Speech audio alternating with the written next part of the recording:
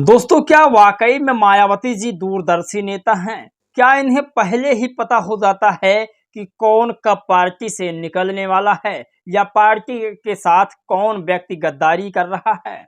आज आपको तस्वीर दिखाएंगे और आपको बताएंगे कि पंजाब से बहन जी ने जिस तरह से अपने पार्टी में संशोधन किया था, कहीं ना कहीं मुझे लगता है कि उन्हें पहले से आभास हो चुका था। लोगों ने उस व्यक्ति के ऊपर गद्दारी का टैग लगा दिया है, लेकिन आप कल्पना नहीं कर सकते, जो मेरा व्यक्तिगत ओपिनियन है वो ये है कि आप किसी भी पार्टी में रह करके आप अपनी विचारधारा को परोस सकते हैं और आप स्वतंत्र हैं, किसी भी पार्टी में रहकर चुनाव लड़ सकते हैं।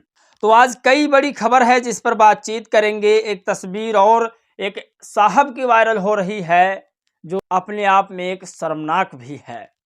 जो इस देश के आला अधिकारी हैं उनको कानून के दायरे में रहकर काम करना चाहिए, लेकिन वो तस्वीर गवाह कर रही है। आईबीए न्यूज़ ने इसे लिखा है, कर्नाटक के हनुमान मंदिर की तस्वीर है जहां एक पुलिस वाले ने गदा उठा लिया है हाथों में।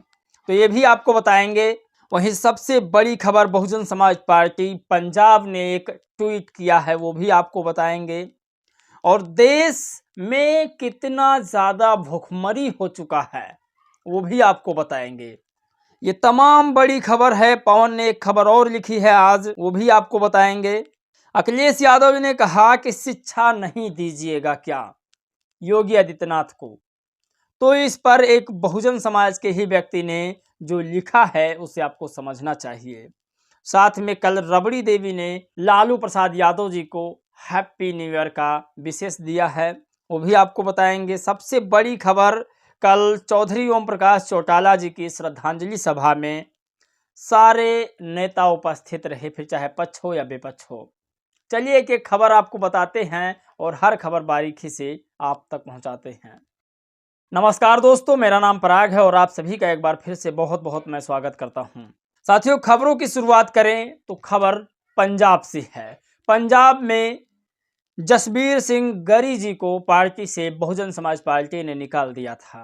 क्यों निकाला था ये तो नहीं पता, लेकिन वो आज सामने आ रहा है। आज बहुजन समाज के तमाम सपोर्टरों ने जसबीर सिंह गरी को गद्दार का टैग दे दिया है। उन्होंने कहा, क्या यही था आपका मिशन मोमेंट? उन्होंने लिखा, हेलो जसबीर सिंह गरी, क्या यही आपका मिशन था, मोमेंट था? अभी आपको बसपा से निष्कासित हुए 2 महीने भी नहीं हुए हैं और आप आम आदमी पार्टी में शामिल हो गए हैं। अब मैं क्या ही लिखूं, क्या ही कहूं कि आप कितना ईमानदारी से बसपा में कार्य किए होंगे। वास्तव में यदि आप मानवर श्री कांसी राम साहब की विरासत बसपा मिशन मोमेंट के लिए कार्य किए होते तो कुछ समय इंतजार तो करते। आदरणीय बहन जी का दिल बहुत बड़ा है, वो फिर पार्टी में शामिल करने का निर्देश देती। जसबीर सिंह गढ़ी के आम आदमी पार्टी में शामिल होने से यह सिद्ध हो गया है कि उन्हें बसपा के मिशन मोमेंट से अधिक खुद के पद और लोभ लालच से प्रेम था। तो जसबीर सिंह गढ़ी ने भगवान सिंह के साथ मिल करके आम आदमी पार्टी में शामिल हो गए हैं। आम आदमी पार्टी की पट्टी को ओढ़ लिया है, ये आप तस्वीर देख सकते हैं। इस तस्वीर में जसबीर सिंह गढ़ी बसपा के पूर्व प्रदेश अध्यक्ष थे और इन्होंने आम आदमी पार्टी ज्वाइन कर ली है। पंजाब से सबसे बड़ी खबर है, बसपा ने इन्हें इसीलिए शायद निष्कासित किया था कि कहीं ना कहीं इनकी बात अंदरूनी आम आदमी पार्टी से चल रही थी। बसपा ने जैसे ही इन्हें निकाला, बसपा का पंजाब में बेहतर रिजल्ट आया है। आप लोगों ने देखा ही, जो नगर पालिका का चुनाव हुआ उसमें बसपा ने काफ़ी अच्छा प्रदर्शन किया है, 2-3 सीटें भी निकली हैं। तो जसबीर सिंह गढ़ी जी को निकालने का एक और मकसद था कि बसपा को कहीं ना कहीं डुबोने का काम कर रहे हैं, ऐसा बसपा वालों का कहना है। आपको बता दें कि बसपा पंजाब लिखती है कि आम आदमी पार्टी सरकार द्वारा बसपा से निष्कासित व्यक्ति को आज आम आदमी पार्टी में शामिल किया गया है। सरकार के इस हमले से बहुजन समाज पार्टी और मजबूत होकर उभरेगी और बसपा के अनुशासित कार्यकर्ता सरकार की इस कोशिश का जवाब देगी। तो जितने लोग बसपा से निष्कासित होते हैं या निकाले जाते हैं वो तुरंत किसी न किसी पार्टी में सेट हो जाते हैं। ये तमाम लोगों की लिस्ट है। रवि गौतम हुए गाजियाबाद के, और आप कल्पना नहीं कर सकते कि ये जसबीर सिंह गढ़ी जी हैं। तो तमाम लोग जो है बसपा से जैसे ही निकलते हैं ये तुरंत किसी न किसी पार्टी का दामन थाम लेते हैं। अगली खबर आ रही है सबसे बड़ी कर्नाटक से। कर्नाटक में एक पुलिस वाले ने हनुमान जी के जयंती पर गदा थाम लिया हाथों में। हालांकि उसे ऐसा नहीं करना चाहिए था क्योंकि वो कानून के दायरे में था। ब्रेकिंग न्यूज यह है, कर्नाटक में हनुमान जन्मभूमि से चला किष्किंधा रथ संभल में पहुंचा। ये रथ संभल में 68 तीर्थ और 19 कूपों की परिक्रमा करने आया है, जिनको खोदने का काम जिला प्रशासन कर रहा है। आज इस रथ यात्रा में संभल के सीओ अनुज चौधरी गदा लेकर चलते दिखे। तो सोचिए, पुलिस वाला भी अब सनातनी होने लगा है। अभी तक पुलिस वाले सिर्फ कानून के रक्षक थे और अब सिर्फ सनातन के रक्षक हो गए हैं। संभल में खुदाई होती है, सीओ साहब संभल में रह कर के खुदाई करवाते हैं। और अब सीओ साहब का फर्ज ये था कि बिना धर्म की बात किए हुए दोनों पार्टियों की सहमति दिखाते हुए काम करते हैं, लेकिन इन्हें सिर्फ और सिर्फ सनातनियों से मतलब है। जब इस देश के प्रधानमंत्री को सिर्फ सनातनियों से मतलब है तो औरों की क्या बात करें। अगर इनकी जगह पर कोई दूसरा होता या फिर अंबेडकर साहब की तस्वीर लेकर के दौड़ रहा होता, रैलियों में जाता, तो अब तक वो सस्पेंड हो जाता। आप कल्पना नहीं कर सकते इस बात को लेकर के। तो ये तस्वीर आप लोगों ने देखी और ये आप देखिए कि भारत के ऊपर कितना कर्जा हो गया है। ये भी आपको समझना चाहिए क्योंकि हम इस देश के लोग हैं और जब कर्जा देश पर चढ़ेगा तो हम पर भी तो चढ़ेगा। और आप कल्पना नहीं कर सकते। मैं फिर कह रहा हूँ, लोग कहते हैं आप कल्पना सब हटा दीजिए। मैं कहता हूँ कल्पना का मतलब होता है थिंक, समझिए कि अगर कर्जा घर वाले लेते हैं तो चुकता बेटे को करना पड़ता है। ये बिल्कुल सत्य है। और अगर उसके पास कर्जा चुकाने के लिए पैसे नहीं हैं तो लोग जमीनें हड़प लेते हैं।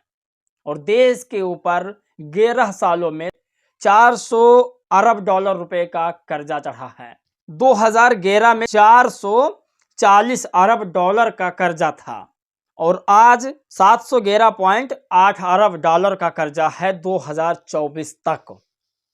देश भूखमरी के कगार पर है। देश के लोग तानाशाह बन रहे हैं।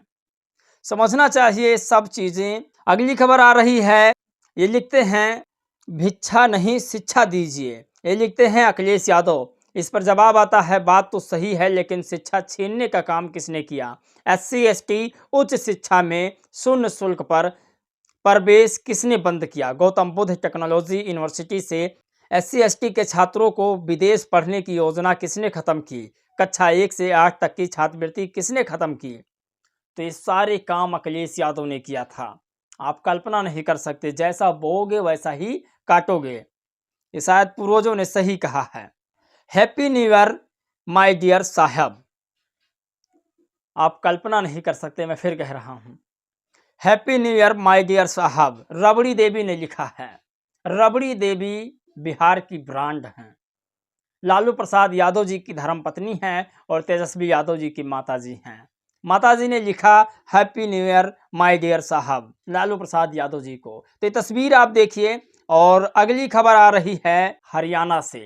हरियाणा में इंडियन नेशनल लोक दल के जो राष्ट्रीय अध्यक्ष थे पूर्व मुख्यमंत्री चौधरी ओम प्रकाश चौटाला जी की श्रद्धांजलि सभा में उमड़ा जन सैलाब। और श्रद्धांजलि देने आए राजनेताओं ने अभय सिंह चौटाला को स्वर्गीय चौटाला ओम प्रकाश जी की विरासत को आगे बढ़ाने की शुभकामनाएं दी। तो चौधरी ओम प्रकाश चौटाला जी के श्रद्धांजलि में नेता विपक्ष और प्रेजेंट टाइम के नेता लोग, यानी यूं कहें कि बीजेपी के तमाम नेता भी शामिल थे। दोस्तों, आप लोग अपनी राय प्रतिक्रिया जरूर दीजिएगा। क्या वाकई में बहन जी दूरदर्शी नेता हैं? और जिस तरह से जसबीर सिंह घड़ी ने बहुजन समाज पार्टी के साथ गद्दारी की वो सही था? ये मैं नहीं कह रहा, मैं फिर कह रहा हूँ, ये टैग बसपा वालों ने ही लगाया है। बसपा वालों को सारी जानकारी होती है। वो लोग अपने ऑफिशियल वेबसाइट पर जो भी लिखते हैं वो मैं आप तक पहुँचाने की कोशिश करता हूँ। साथियों, आप लोग अपनी राय प्रतिक्रिया जरूर दीजिएगा और QR कोड भी चल रहा है, अगर आप लोग चाहें तो डोनेशन कर सकते हैं। जय भीम, नमो बुद्धाय।